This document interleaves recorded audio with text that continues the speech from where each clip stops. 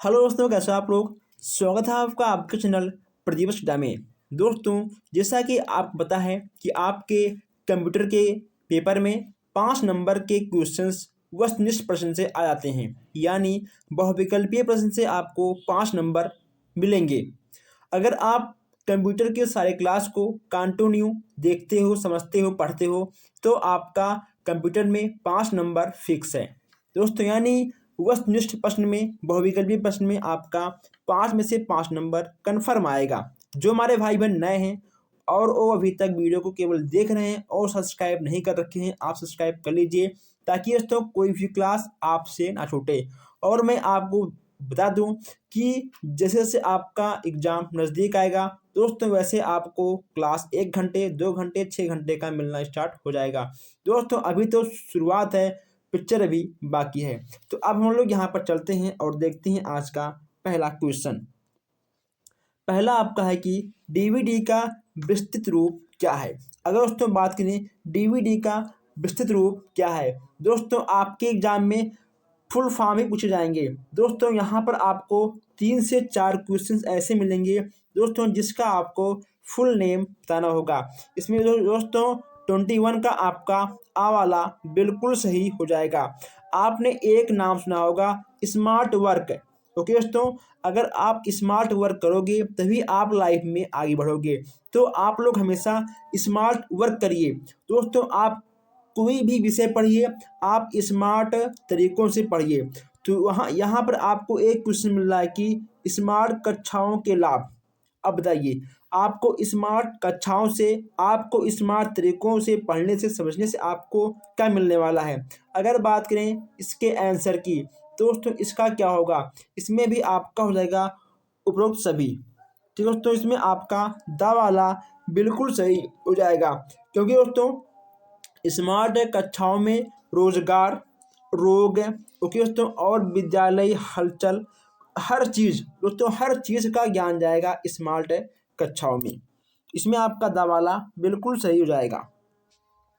अब यहाँ बात करते हैं कि डिजिटल सैंपट से लाभ हैं। डिजिटल सैंपट से क्या क्या लाभ हैं आपको ये बताना है।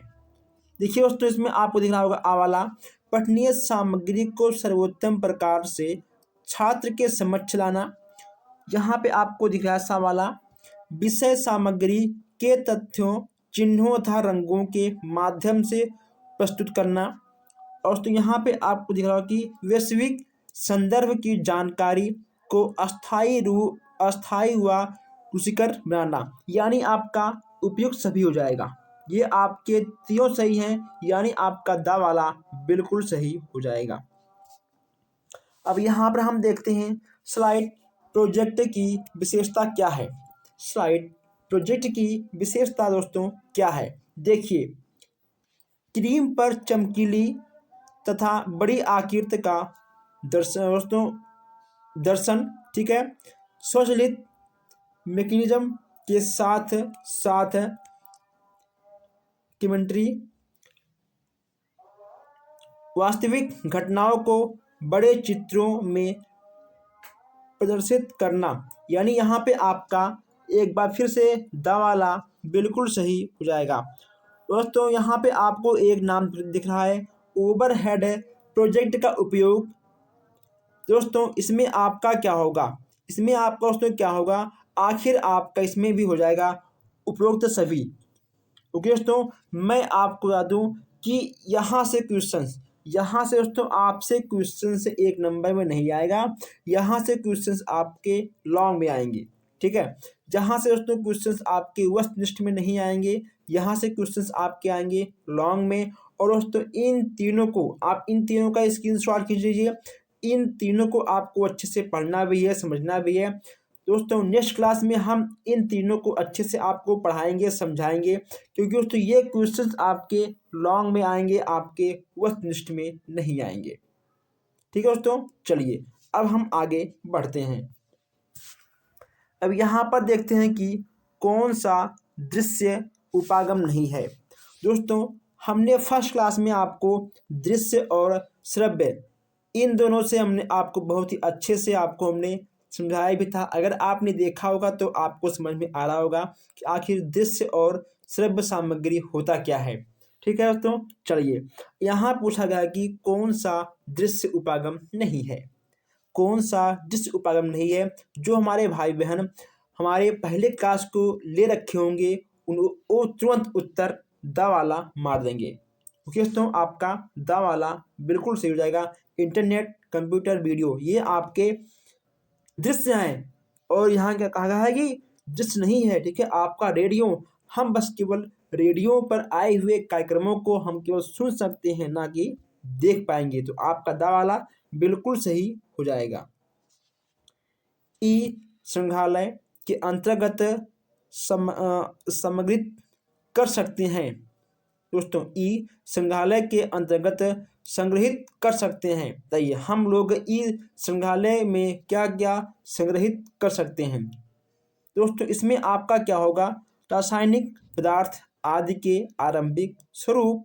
उसके बाद यहाँ पे आपका है रासायनिक प्रयोग आदि के चित्र और एवं चार्ट, यानी आपका आ और सा। आपका आ और सा दोनों सही हो जाएगा। ठीक है दोस्तों, इसमें आपका आ और सा दोनों बिल्कुल सही हो जाएगा। दोस्तों, ये क्वेश्चन आपका 100% वस्तुनिष्ठ प्रश्न में आएगा। ओके दोस्तों, ये क्वेश्चन आपका वस्तुनिष्ठ प्रश्न में 100% आएगा। ज्ञानवाणी रेडियो स्टेशन की शुरुआत कब हुई थी? बताइए 2000 में, 2002 में, 2005 में, या फिर इनमें से कोई नहीं। मैं आपको बता दूं, ज्ञानवाणी रेडियो स्टेशन की शुरुआत आपका हुआ था 2000 में, यानी आपका आ वाला बिल्कुल सही हो जाएगा। नेक्स्ट यहाँ पे आपका है कि दूरदर्शन कार्यक्रम बनाते समय किन बातों का ध्यान रखना चाहिए। ओके दोस्तों, चलिए अब यहाँ आपको बताना है कि किन किन बातों का ध्यान रखना चाहिए।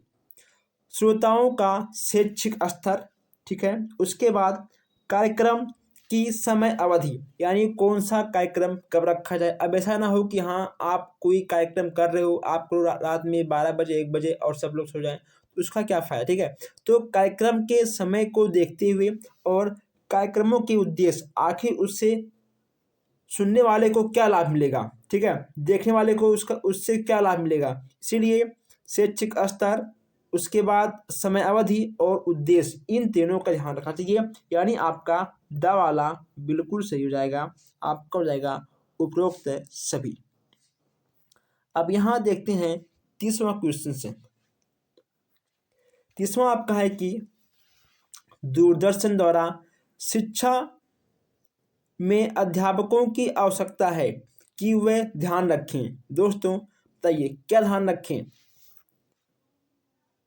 पाठों के रूपरेखा, क्रियाकलाप और दोस्तों सुझाव, इन 3 चीज़ों को ध्यान रखना चाहिए एक अध्यापक को। यानी आपका दा वाला बिल्कुल सही दोस्तों हो जाएगा।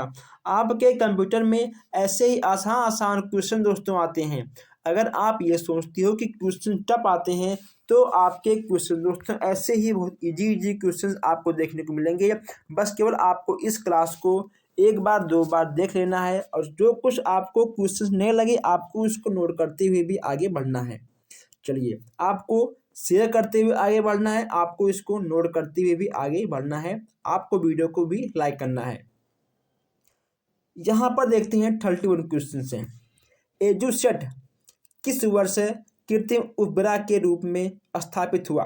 2000 में, 2001 में, 2004 में, या फिर 2007 में।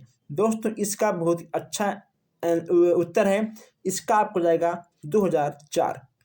ओके दोस्तों, ये आपका दोस्तों 3 बार, ठीक है, ये आपका 3 बार आया हुआ क्वेश्चन से, आप इसको 3 स्टार में लगा सकते हैं। एजुसेट किस वर्ष कृत्रिम उपग्रह के रूप में स्थापित हुआ? यह होगा आपका 2004 में, आपको इसको जरूर नोट करना चाहिए। चलिए आगे बढ़ते हैं।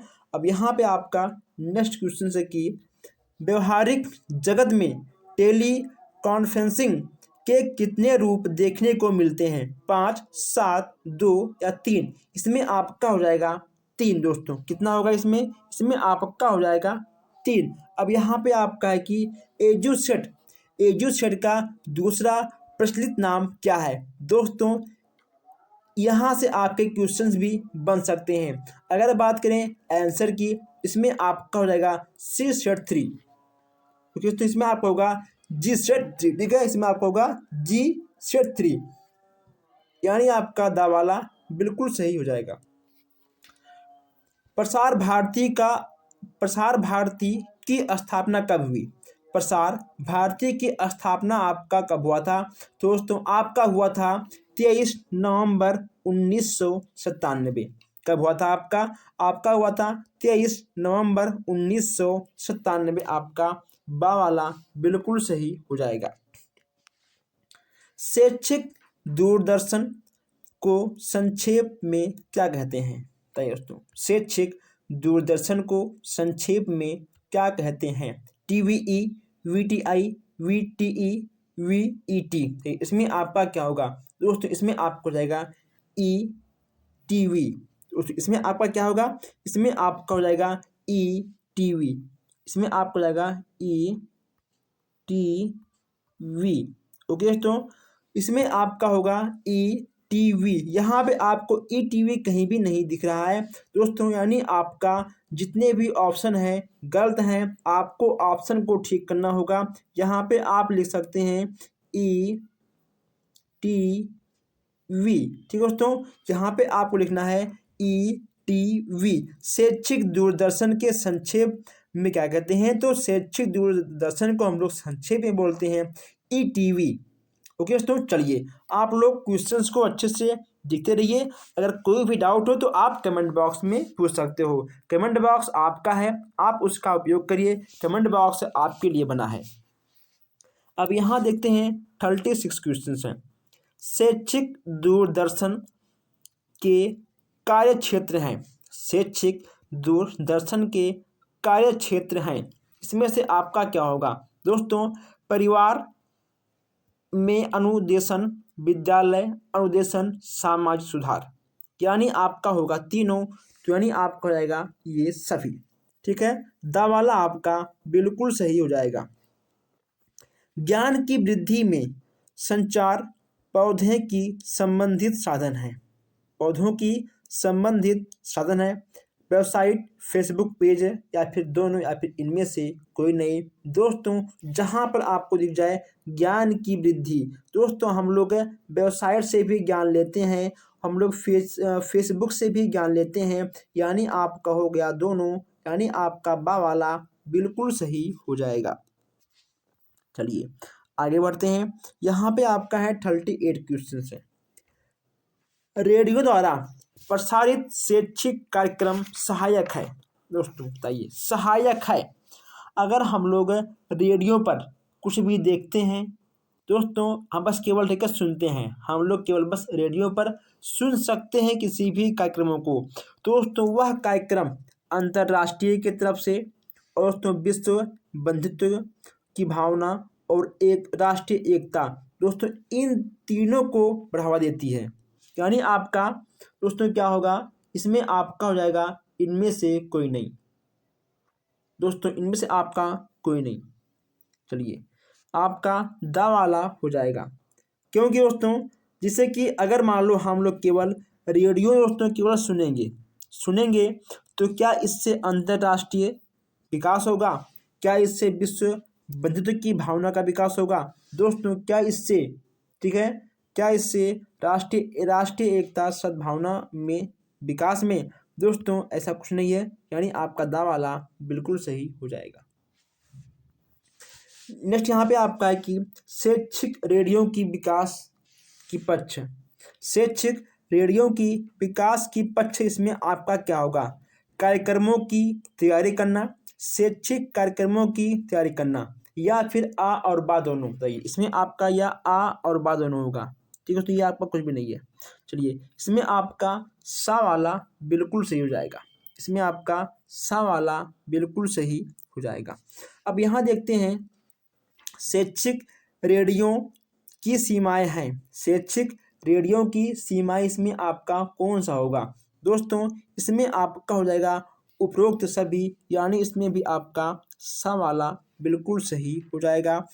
आप कमेंट करिए आखिर आपके 20 में से कितने क्वेश्चन सही गए हैं। दोस्तों, अगर आपको किसी भी क्वेश्चन में डाउट हो तो आप हमसे बेझिझक पूछ सकते हैं। दोस्तों, अगर आप नए हो तो आप चैनल को सब्सक्राइब कर लीजिए। आज हम लोगों ने यहाँ पर देखे हैं 20-20 क्वेश्चन। आगे आने वाले क्लास आपको 1 घंटे 2 घंटे के बहुत ही अच्छे अच्छे क्लास मिलने वाले हैं। तो आप सब्सक्राइब करिए ताकि कोई भी क्लास आपसे कभी भी मिस ना हो।